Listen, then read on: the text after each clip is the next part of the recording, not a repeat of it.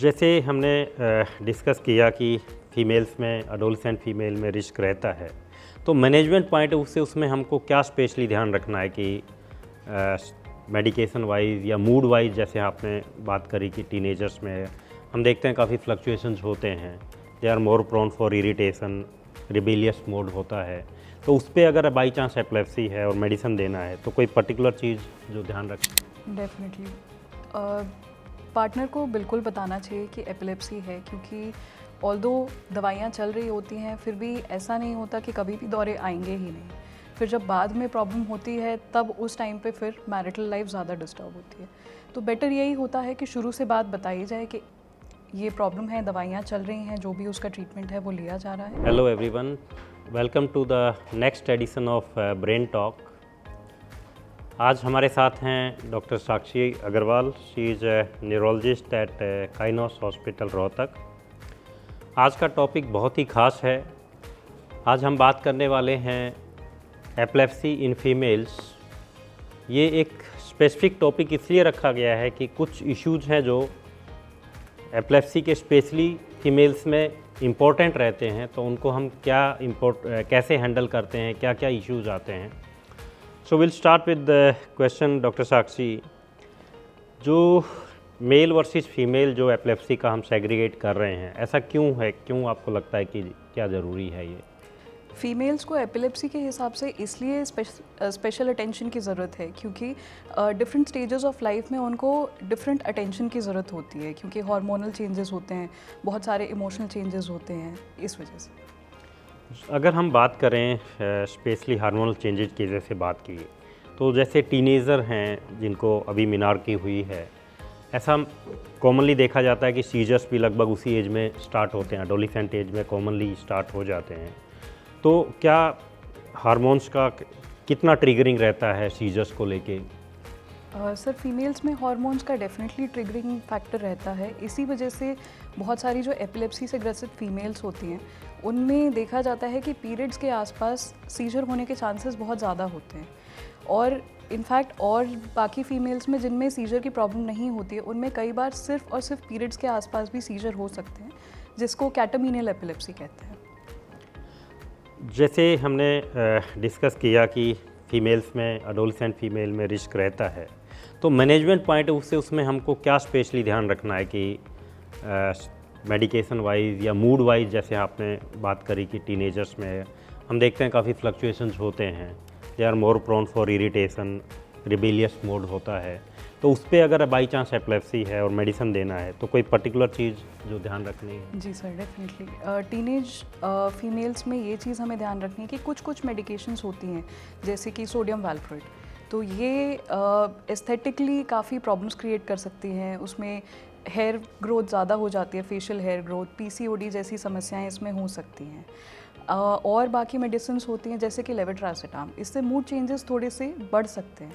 तो इस तरीके से हमें थोड़ा सा ध्यान रखना पड़ेगा। कुछ पर्टिकुलर जो एपिलेप्सीज हैं वो जैसे जुवेनाइल एज में स्टार्ट होती हैं, जैसे जुवेनाइल मायोक्लोनिक एपिलेप्सी है, तो उसमें जुवेनाइल मायोक्लोनिक एपिलेप्सी क्या है, कैसे उसको हम डायग्नोज करते हैं? Sir, juvenile myoclonic epilepsy start होती है, ये टीनेज में ही स्टार्ट होती है, 12 से 14 साल की एज के लगभग इनिशियली देखने में आती है।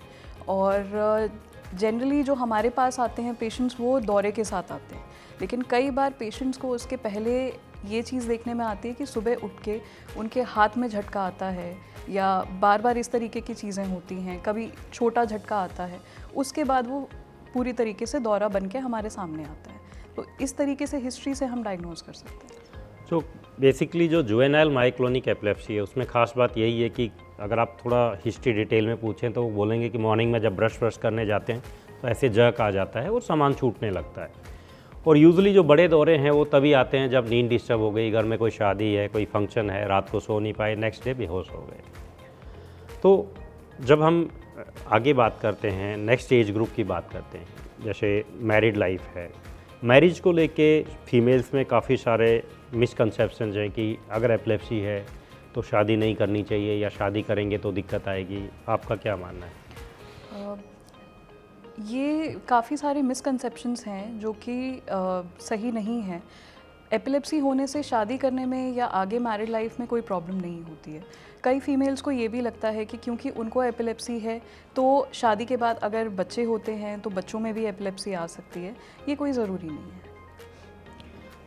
जो मेन मिसकंसेप्शन है वो बच्चे को लेके ही है कि अगर एपिलेप्सी है तो वो नेक्स्ट जनरेशन में बच्चे को हो सकती है। दूसरा क्या रहता है कि अगर हम दवा खा रहे हैं और प्रेगनेंसी हो जाती है तो ऐसा तो नहीं कि वो बच्चे को असर करेगी। तो जो परसेंटेज वाइज अगर हम बात करें, कितना सक्सेसफुल है एक नॉर्मल प्रेगनेंसी होना और एक नॉर्मल बेबी होना।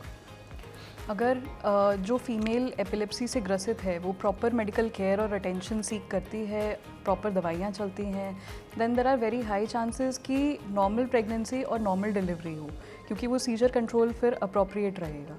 सबसे बड़ी जो प्रॉब्लम आती है प्रेगनेंसी में वो तब आती है कि अगर बार बार सीजर होने लगते हैं जिससे बच्चे को नुकसान होता है। दूसरी चीज़, अगर प्रॉपर मेडिकल अटेंशन मिलेगा, प्रॉपरली फॉलोअप रहेगा, तो ऐसी दवाइयाँ जिससे बच्चे को नुकसान हो सकता है वो नहीं दी जाएंगी, वो पहले ही हम उसको चेंज कर सकते हैं।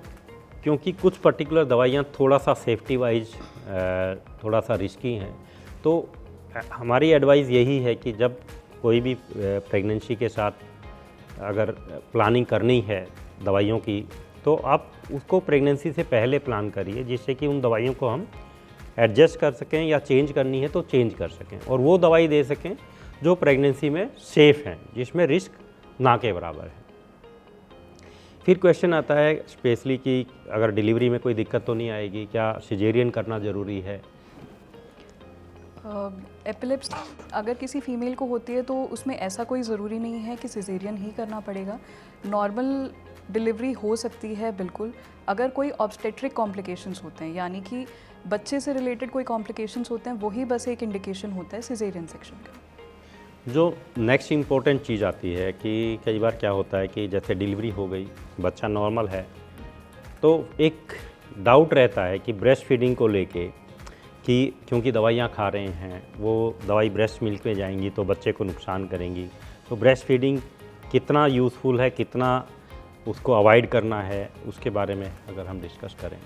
जी, अगर ऐसे केस में डेफिनेटली मदर को ब्रेस्ट फीड करना चाहिए, क्योंकि आजकल के टाइम में जो भी दवाइयाँ यूज़ हो रही हैं उसका ब्रेस्ट मिल्क में सिक्रीशन बहुत ही कम होता है।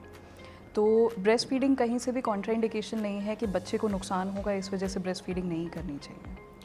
तो that is very very important point two highlight कि जो दवाइयाँ हैं एपिलेप्सी की, वो प्रेगनेंसी के बाद, डिलीवरी के बाद भी लेनी हैं, और दूसरा उसके साथ भी ब्रेस्ट फीडिंग एनकरेज करना है।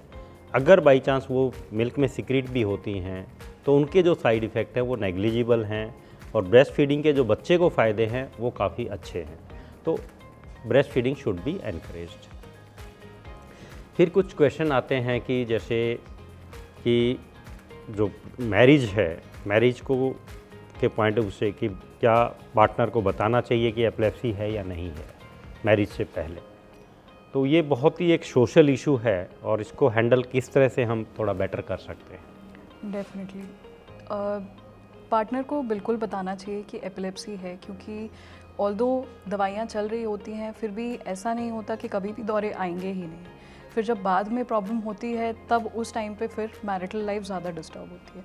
तो बेटर यही होता है कि शुरू से बात बताई जाए कि ये प्रॉब्लम है, दवाइयाँ चल रही हैं, जो भी उसका ट्रीटमेंट है वो लिया जा रहा है, और पार्टनर भी उस चीज़ में सपोर्टिव रहे, सो दैट आगे कॉम्प्लिकेशंस ना आए। तो there are some studies which says कि पहले आप अपने आप को एक कंफर्टेबल जोन में लाएं, आप एक पढ़ाई करें, जॉब करें और एक सेल्फ डिपेंडेंट बने, और जब भी मैरिज की बात है पार्टनर से पहले बाकी अंडरस्टैंडिंग करें, उसको भी समझने का टाइम दें और आप भी उनको समझने का टाइम दें, और उसके बाद आप उसको डिस्क्लोज करें, ना कि it should not be the opening line कि मुझे ये प्रॉब्लम है। Let the everybody understand each other, and then yes you tell about the medicine, but at the same time it's very very important कि जो आप बीमारी है या जो दवा ले रहे हैं उसके पॉजिटिव एस्पेक्ट को भी बताना है कि कब से कंट्रोल है और ये दवा कितना नुकसान कर रही है या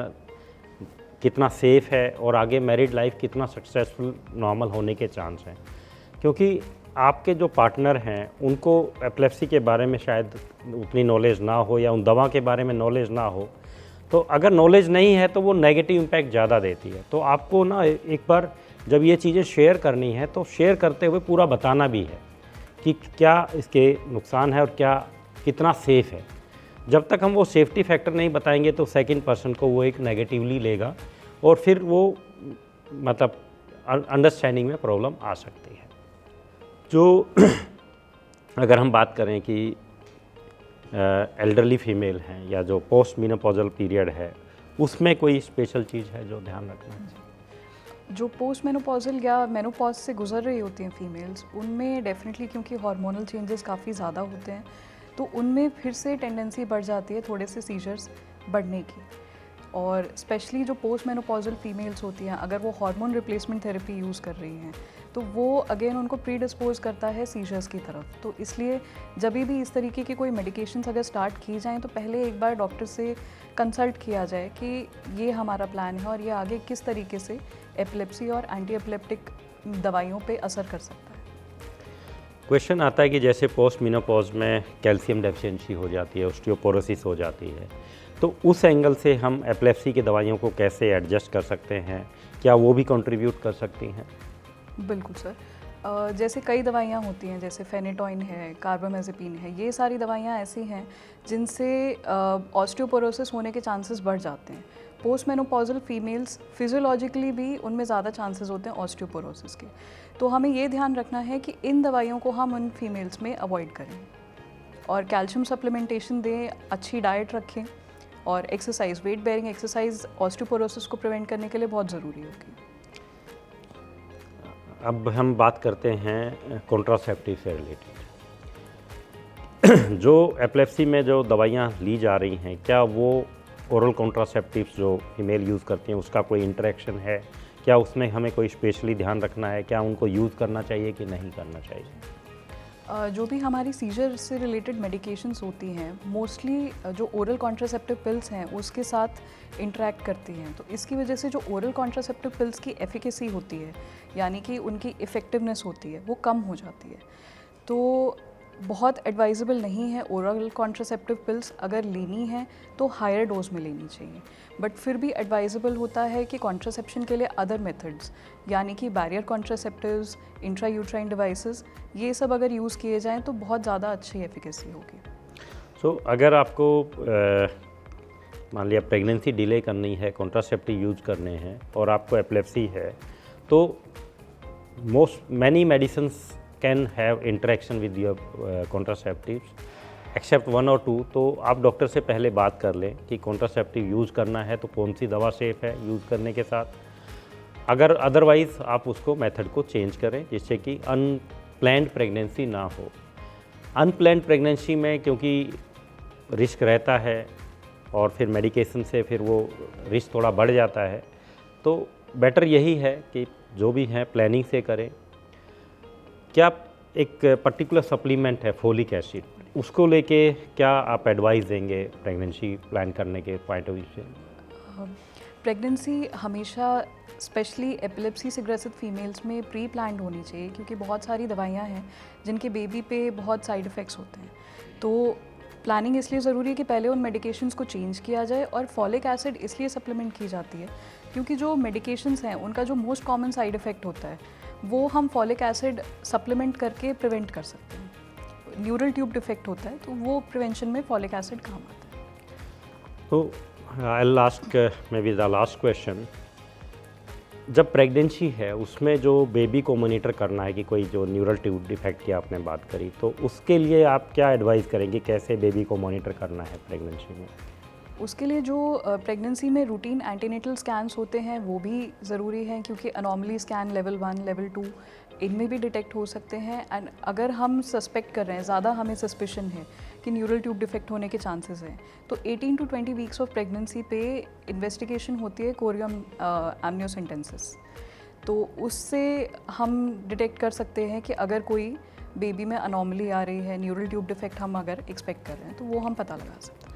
सो बेसिकली अगर आपकी एपिलेप्सी में प्रेगनेंसी है तो जो और दवा चल रही हैं, तो 18 to 20 weeks is a very crucial period, जहाँ पे आप लेवल 2 अल्ट्रासाउंड कर सकते हैं और कोई भी माइनर एबनॉर्मलिटी है वो भी डिटेक्ट हो जाती है ज़्यादातर केस में। कुछ ब्लड टेस्ट भी हैं, क्वाड्रपल टेस्ट हैं, जिससे कि अगर कोई एनोमली है जो सिग्निफिकेंट है वो डिटेक्ट हो जाए और उसके अकॉर्डिंगली आगे एक्शन लिया जा सके। Any concluding remark you want to give from a female point of view, like with epilepsy, how to handle life, what can be achieved? With regards to epilepsy, मैं बस सब फीमेल्स को यही कहूँगी कि एपिलेप्सी होना कहीं से भी आपकी लाइफ को ख़त्म नहीं कर देता है। आप फिर भी पढ़ाई कर सकते हैं, आप फिर भी जॉब कर सकते हैं, आप जो भी करना चाहते हैं कर सकते हैं। ये एक बीमारी है और एक बीमारी ही रहनी चाहिए। ये कहीं से भी आपकी लाइफ को किसी भी तरीके से लिमिट नहीं करता कि आप कुछ कर नहीं सकते या शादी के बाद प्रॉब्लम होंगी या बच्चे नहीं पैदा कर सकते। तो ऐसा कुछ भी नहीं है। अगर प्रॉपर आपका ट्रीटमेंट चलता रहेगा, आप अपना ध्यान रखेंगे, तो आप सब कुछ कर सकते हैं। तो for a person with epilepsy, specially female, it's very very important कि वो मेडिसिन रेगुलर लें, अपना ध्यान रखें, डाइट का ध्यान रखें। With all these, taking proper sleep, taking proper medicine, they can easily have a very successful life, including successful married life. तो आज की जो टॉक जो डॉक्टर साक्षी अग्रवाल के साथ रही, आई थिंक ये बहुत बहुत इम्पोर्टेंट थी, स्पेशली जो फीमेल्स को एपिलेप्सी को लेके जो भी मिसकंसेप्शन हैं उनको दूर करने में आई होप ये काफ़ी हेल्प करेगी। हम यही मैसेज देना चाहते हैं कि जो मिर्गी का दौरा है और स्पेशली फीमेल में, वो उनकी सक्सेस को डिटरमाइन नहीं करता है। अगर दवा टाइम पे ली जाए, रेगुलर ली जाए, नींद प्रॉपर ली जाए और एक पॉजिटिव एटीट्यूड के साथ जिया जाए, तो बहुत एक सक्सेसफुल लाइफ जी जा सकती है और सक्सेसफुल मैरिड लाइफ जी जा सकती है। Thank you.